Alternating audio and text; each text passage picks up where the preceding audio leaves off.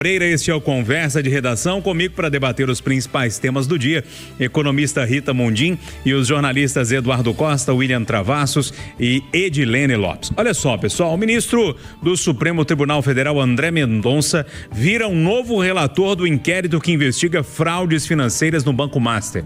Após relutar em abrir mão da relatoria do caso, outro ministro, Dias Toffoli, anunciou que está deixando o comando das investigações. Nos bastidores, fala-se que sobre livre e espontânea pressão, né? A decisão ocorreu após uma reunião de quase 3 horas com outros ministros da corte. Segundo relatos, os ministros estavam descontentes com a atuação de Toffoli no caso, mas não queriam tirá-lo da relatoria. Percebendo o descontentamento e preocupação com a imagem do STF, Dias Toffoli então decidiu ceder após uma espécie de acordão lá na Suprema Corte do país. Eduardo Costa, complicou demais lá em Brasília, hein? Bom dia. Bom dia, boa sexta para todo mundo. Ô Júlio, eu preciso antes dizer do orgulho que tenho da nossa Polícia Federal. A nossa Polícia Federal, nessa série interminável de escândalos, brilha em todos. Ela fez o que precisava fazer e que resultou no Lula na cadeia. Ela fez o que precisava fazer e resultou no Bolsonaro na cadeia. E ela agora fez o que precisava fazer e desmoralizou o ministro do Supremo Tribunal Federal. É claro que ele não pediu para sair do caso, né, Júlio? Depois de uma reunião de tarde e outra de noite, é aquela história. Fala que você pediu para sair. E eu digo mais, já descobriram mais uma coisa assim gravíssima contra ele. Agora descobriram com esses levantamentos da Polícia Federal que as atas daquela empresa Marília, né, que de acordo com as boas línguas quer dizer Marília, que é a terra deles, da família Toffoli, Marília DT Dias Toffoli, Marília, as atas eram lavradas e tornadas públicas de uma forma ilegal, Júnior, porque todas vinham sem assinatura de um dos sócios. Adivinha quem era o sócio, Júnior? A lei da sociedade não permite isso. Não permite esse tipo de comportamento. Até isso estava acontecendo. Então, eu agora cedo falei com uma pessoa de Brasília, que é muito bem informada, Júnior, e essa pessoa me autorizou a dizer o seguinte: há um sentimento na capital da República de que ele deve sair. Do cargo? Vai se aposentar, vai pedir para sair, para evitar que a imagem do Supremo continue sob pressão, para evitar que os seus pares sejam obrigados de novo a fazer outra reunião e convidá-lo a se retirar. Há esse sentimento lá em Brasília. E essa pessoa, que conhece a política brasileira e, sobretudo, a mineira, ainda me falou mais. O Tancredo Neves dizia, Eduardo, que você vai com um parceiro até a beira do túmulo, mas não entra na cova com ele. Então, esse sentimento é dos outros ministros, ou pelo menos a maioria deles, lá no Supremo, é o sentimento no Congresso Nacional, onde a oposição quer, e boa parte dos que representam o governo também. E tem um detalhe, Júnior, que a gente não pode esquecer. Dias Toffoli tem no seu currículo, como destaque, que ele foi advogado da CUT, advogado do PT e advogado-geral da União, nomeado pelo Lula. Só que quando o Lula estava para ser preso, ele não mostrou acenos de solidariedade, de qualquer tipo de comportamento para poder evitar o pior. Naquela questão do enterro também, lembra? Aí o pior, né? O irmão do Lula morre e ele não autoriza o Lula a ir no enterro do irmão. Então, isso está guardadinho no canto do coração do senhor presidente. Esse amigo não me falou isso, mas eu já estou pensando numa outra coisa. Se o Dias Toffoli sai, o Lula tem mais uma vaga no Supremo para tentar um que seja leal. Enfim, você não ouviu, leu ou assistiu nenhum jornalista falando isso hoje? Já não? Não. Então, ousados como sempre, sou o primeiro a dizer. Há indícios de que vão convidá-lo a pedir para sair. Aquele negócio na pelada de futebol que a gente fala com o outro. Pede para e sai.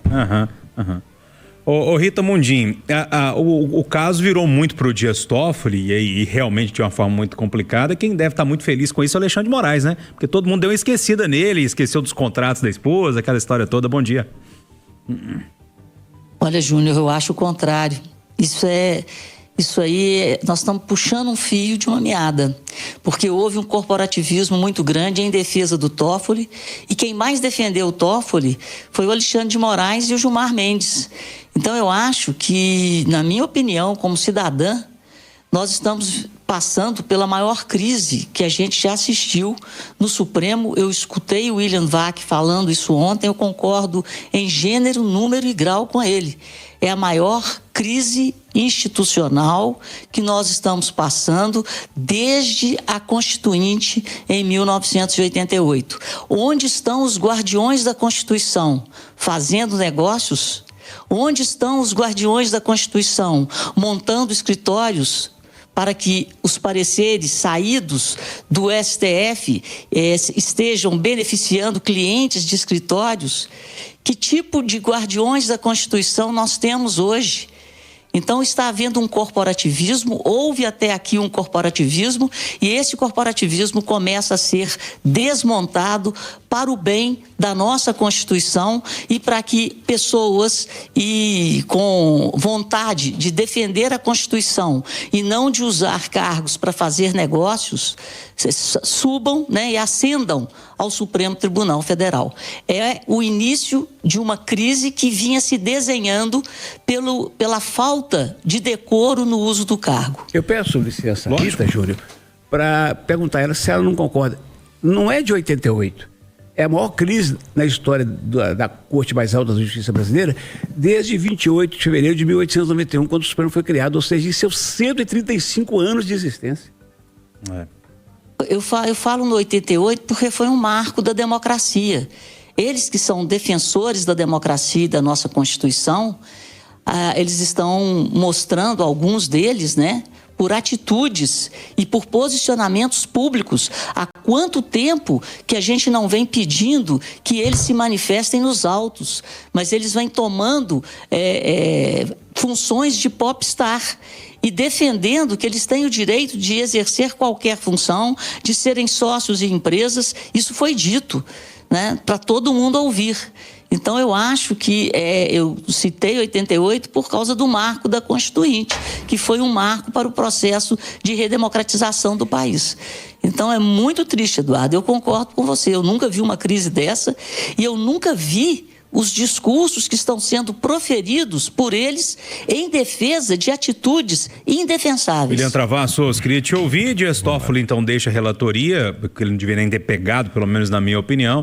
André Mendonça assume e tem toda a movimentação agora em torno dessas investigações, aonde que isso vai dar, Até que ponto isso vai pegar mesmo, vai manchar o ministro ou não? Bom dia para você. Bom dia, Júnior Moreira. Bom dia, bancada. Bom dia aos ouvintes da Itatiaia. Júnior, ontem eu falava sobre a questão técnica, e a gente precisa aprender com isso. Eu vou pedir licença a você. O terceiro tema de hoje, e que eu preciso fazer essa referência, fala da redução da maioridade.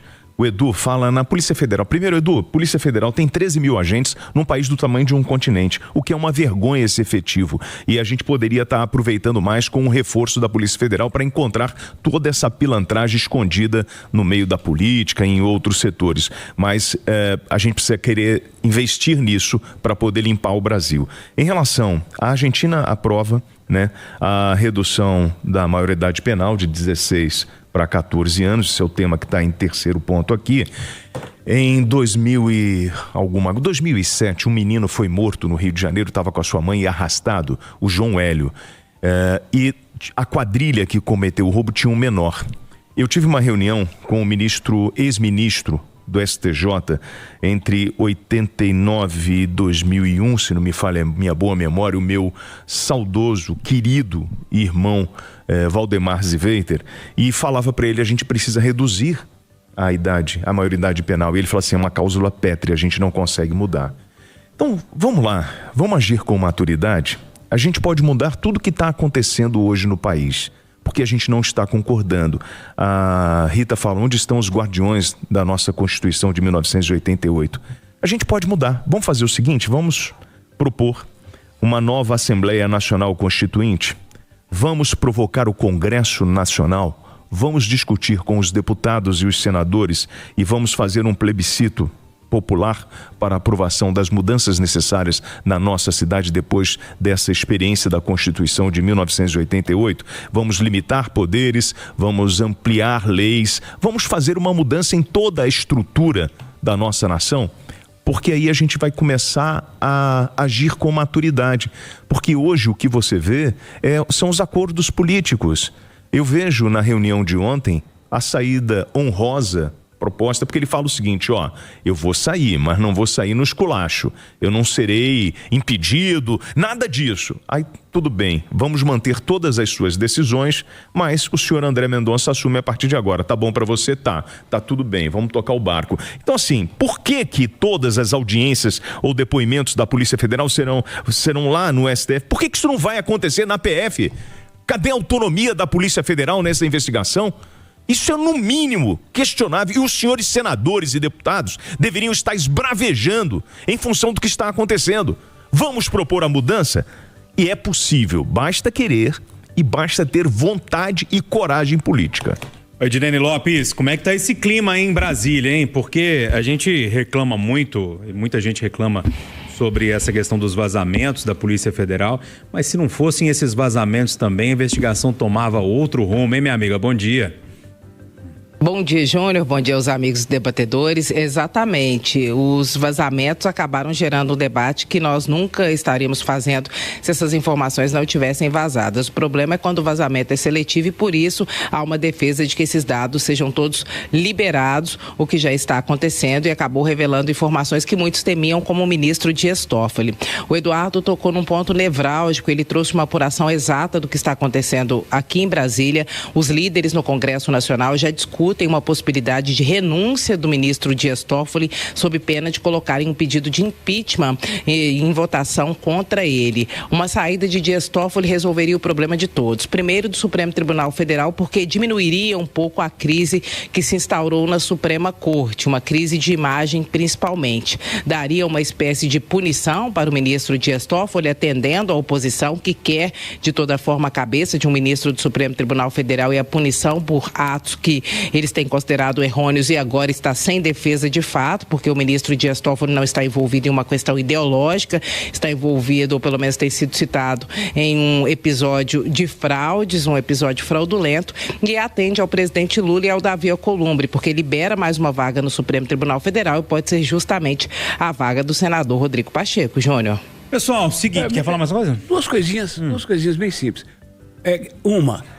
O André Mendonça, posso estar enganado, Júnior. Ele pode até enrolar uma semana para não ficar muito feio pro Toffoli, mas ele vai fazer o que tem que ser feito. Porque o tal contrato com um advogado, com um deputado, que seria a causa de estar no Supremo, já foi provado que não tem nada a ver com o escândalo. Então, o André Mendonça deve mandar o caso para uma vara federal.